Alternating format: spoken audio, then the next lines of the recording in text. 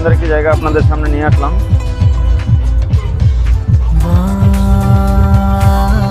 তো প্রিয় বন্ধুরা, এই প্রজাপতি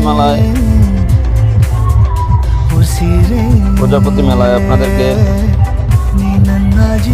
জানাই আন্তরিক ভালোবাসা ও অভিনন্দন।